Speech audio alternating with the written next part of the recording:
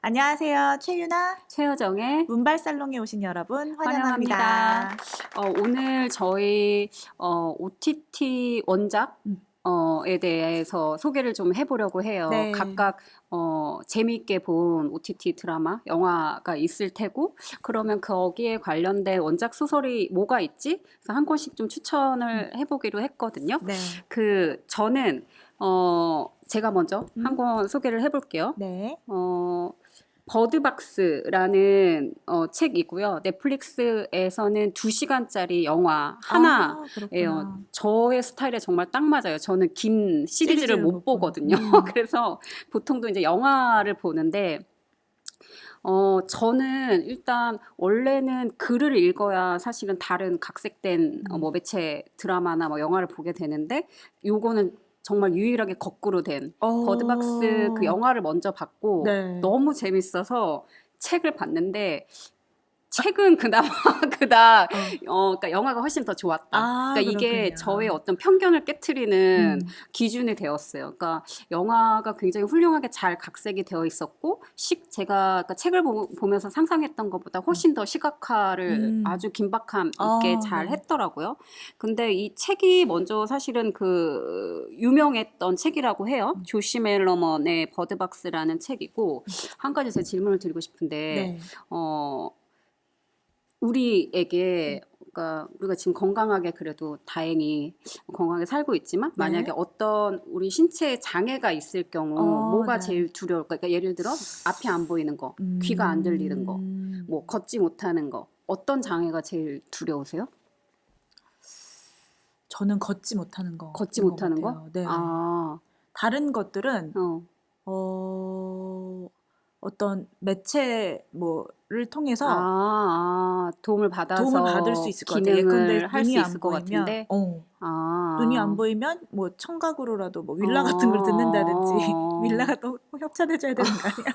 정말 저도 귀가 안 들리면 눈은 볼 수 있으니까 이게 뭐 상호 보완이 되는 것 같은데 걷지 못하는 것은 보완하기가 좀 어려운 지 않을까. 그렇구나. 네. 그렇게 생각할 수도 네. 있겠네요. 근데 저는 되게 이거는 오래전부터 제가 갖고 있는 공포인데 네. 저는 앞이 안 눈, 보이면 시각. 어떡하지? 이거에 뭔가 어떤 제 지각을 넘어서는 공포일 것 같은 거예요. 그래서 네. 제가 약간 폐소공포증도 있고 그래서 밤에도 심지어 저는 잘 때도 불을 켜놓고 자거든요. 그러니까 그렇구나. 깜깜하게 블랙아웃 되는 걸 저는 굉장히 무서워해요.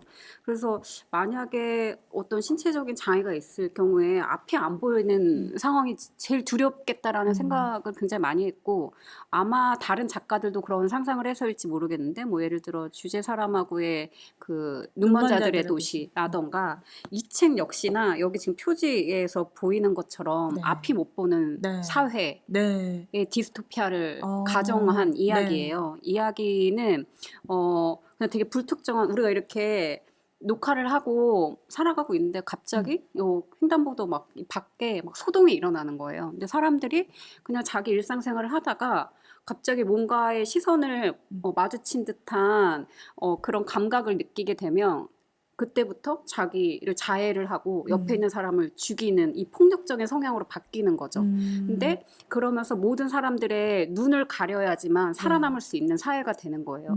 결국에는 우리를 위협하는 어떤 그 물체는 밝혀지진 않아요. 그 영화 속에서도 그냥 뭔가 그 위협의 어떤 그 크리처라고 그냥 이름을 붙였는데 그냥 바람 소리만 들리지만 형체는 없어요. 하지만 그 형체와 내 눈이 마주치게 되면 나는 죽임을 당하는 사회인 거죠. 결국에는 그런 사회에서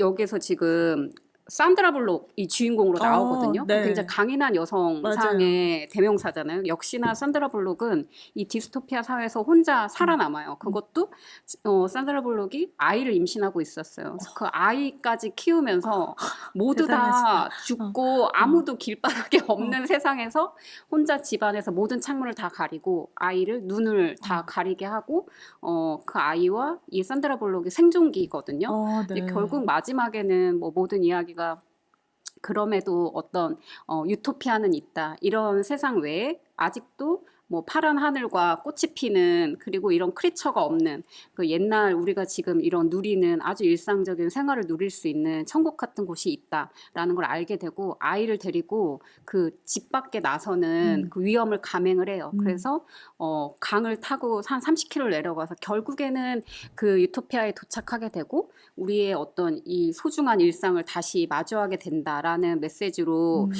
이야기는 좀 추려볼 수는 있을 것 같은데 저는 이 이야기에서 좀 생각을 하게 되는 건 역시나 뭐 강인한 모성애라는 생각이 정말. 드는 거예요. 저는 아이가 없어서 엄마가 발휘할 수 있는 능력이 어디까지일까라는 생각을 하면 저는 좀 막연하거든요.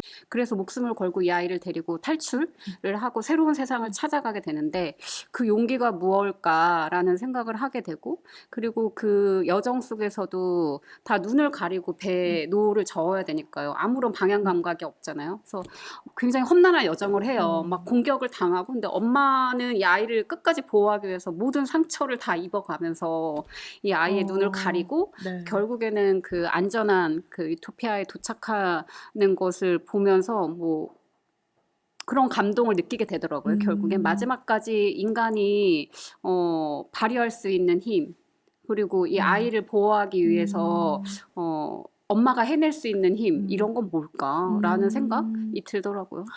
저는 사실 막 모성애를 너무 이렇게 신격화하는 것에 대해서 약간 좀 저도 그래요. 불안감 같은 네, 것을 네. 가지고 있어요.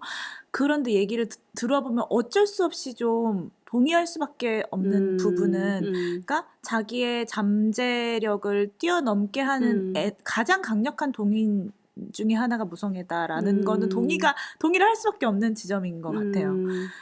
그래서 이 분은 정말 혼자 살아남는 거예요. 그래서 원래 뭐 앞에 여러 가지 장치는 모든 사람들이 다 그렇게 뭐 위험한 상황에서 어느 한 집이 약간 피난처처럼 돼요. 거기에 7명의 사람들이 모이게 되거든요. 그 중에 한 명의 구성원이었어요. 근데 최후의 여기에서 칠인이구나. 또 하나의 메시지는 인간이 어떤 폐쇄된 공간에서 있을 경우 작은 사회를 이루게 되고 이 안에서 정말 다양한 인간 군상이 일어날 수밖에 없죠. 네. 우리가 제일 많이 하는 스토리텔링 그걸 텐데 네. 원래 천성적으로 착해서 다 이타적인 사람. 그래서 끝까지 이 아이를 출산하기 위해서 도와주는 어떤 사람이 있는 반면에 또 어떤 사람은 뭐 내가 먹을 식량을 네가 다 빼앗잖아. 왜냐하면 그 갇힌 집 안에는 한정된 그쵸. 식량밖에 없으니까요. 그렇게 해서 서로를 죽이려고 한다거나. 그러니까 각각의 인간 본성이 다 드러나요. 정말 작은 사회이네요. 네네. 그래서 7명 중에 결국엔 마지막 생존자이고 그리고 이 아이까지 구출해내는 엄마의 이야기인데 그러니까 호기심을 제어할 수 있는 인간에 대한 맞아요. 얘기도 나올 것만 같은. 맞아요. 그러니까 호기심이 되게 좋은 것처럼 묘사가 많이 되잖아요. 맞아. 우리는 호기심이 있어야 돼. 하지만 맞아요, 그 호기심이 맞아요. 진짜 사람을 다치게 할 수도 있거든요. 목숨을 빼앗죠. 그쵸. 정말 목숨을 빼앗죠. 아니, 모든 호러 영화에 꼭 호기심 맞아. 많은 아이가 맞아. 제일 먼저 죽어요. 맞아. 제일 궁금해하는 사람이 하지 말라는 거를 맞아, 자꾸 맞아. 하니까 모범생처럼 살아야 돼. 네, 가만히 있으라고 하면 맞아요. 있어야 돼요. 그런 이야기예요. 그런 약간 은유도 될 것 2시간 같아서. 정도의 한 편 영화여서 네. 뭐 가볍게 보시기 좋을 것 같아요. 재밌겠네요. 그러면 이 저의 빨간 머리 앤. 인생작을 소개할 너무 신납니다. 궁금해요. 저는 사실은 저는 사실 우리는 약간 텍스트형 인간이잖아요. 맞아요. 시간이 나면 책을 보지 넷플릭스는 잘 그러니까요. 안 봤어요. 저도. 근데 뭐 이렇게 아이디가 생겨서 같이 보게 되었죠. 아이디가 생겼어. 아이디가 그에게 생겼죠. 그래서 이제 봐야지 하고서 너무 이제 심심해서 몸부림을 치는데 그러던 중에 누가 되게 빨간 머리한 얘기를 많이 하는 거예요. 그렇구나. 그래서 난 이게 좀 너무 소녀 취향인데 이거 아닌데 했지만 너무 심심했기 때문에 보기 시작을 했는데 누르셨구나. 눌렀는데 근데 사실 우리가 그 넷플릭스에서 계속 다음에를 누를 때는 호기심이거든요. 다음에 어떻게 될까 이거잖아요. 보통 그렇게 호기심 때문에 다음 화를 누르는데 이거는 빨간 머리에는 우리가 다 알고 있잖아요. 대략의 스토리를 맞아, 알고 있잖아요. 알고 애니 있지. 잘 커서 잘 성장합니다. 이걸 알고 있는데도 제가 다음에를 누르고 있게 만드는. 정말 궁금하네요. 빨간 머리는 좀 보셨어요, 어렸을 때? 어렸을 때 몇 가지 장면들이 기억이 나고 얘기해 그 주세요. 빨간 머리엔 집도 굉장히 관광지로 유명하다면서요. 맞아요. 초록색 지붕 집. 맞아요. 네. 그린 게이블이라고 하죠. 네. 그 기억나는 장면 좀 있으세요?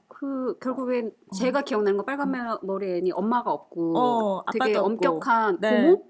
그쵸. 고모 고모라고 아니에요? 생각하죠. 난 고모가 아니야? 또. 고모 밑에서 자라나는데 친구 앤? 다이애나. 다이애나와 따뜻한 우정을 펼치며 좋아하는 남자도 있잖아요. 그리고 남자가 있어요? 길버트가 있잖아요. 남자는 생각이 안 나네요. 남자 생각. 네. 이게 진짜 너무나 이 어린 시절의 맞아. 기억이 편집되고 파편화된다는 게 제가 이 시리즈를 보면서 느꼈던 게 고모라 그랬잖아요. 저는 어렸을 때 어떻게 느꼈냐면 애는 고하고 어떤 딩크 가정으로 입양이 된다. 이렇게 생각하고 있었어요. 근데 뭐예요? 사실은 그러니까 누나랑 남동생. 누나랑 남동생이었던 거예요. 맞아요. 약간 중년의 남녀가 나오니까 저는 어렸을 때 아무 생각 없이 딩크 가정인가 보다 이렇게 받아들였던 거죠. 그 사회의 편견이 그대로 학습되었던 어린 시절의 최유나. 이걸 다시 한번 이거 보면서 아니구나 이거를 느끼게 됐었고 남매구나. 남매였어요. 그러니까 처음에 이 아이를 데려오게 된 게 일손이 부족하니까 농장 일을 하는데 그래서 데려온 거예요? 그래서 남자애를 원했던 거죠. 맞아요. 근데 여자애가 온 거야. 그래서 얘를 다시 이제 돌려보내려다가 그 남동생 매튜거든요. 이 매튜가 어느 순간 얘한테 이제 빠져들고 뭔가 이 남매에게 처음으로 타인과 관계 맺기의 경험이 애니였던 것 같아요. 그래서 앤에게는 또 물론 그렇지만 그래서 그 어린 시절에는 그 마릴라 아주머니거든요. 마릴라 아주머니 말 되게 밉게 하고 그러니까요. 딱딱하고 무섭고 엄하고 이렇게 기억하잖아요. 아니야? 아니야?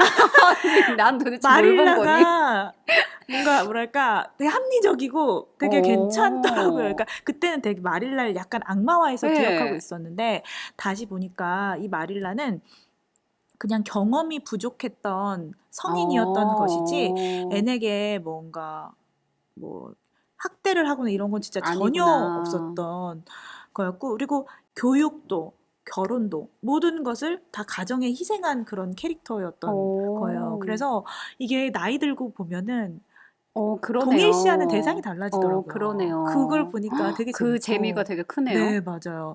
그래서 마릴라가 이제 앤이라는 아이를 처음으로 양육을 해보면서 그도 되게 많이 변해가거든요. 근데 거기서 나온 대사 중에서 너는 내가 깨닫지도 못했던 소원이야, 희망이야, 막 이런 표현이 있어요. 그러니까 마릴라도 내가 아이를 좋아할 거다, 아이와 관계 맺을 거다라고 상상도 못했는데 해봤더니 이 관계 맺음이 너무나 좋았던 거죠.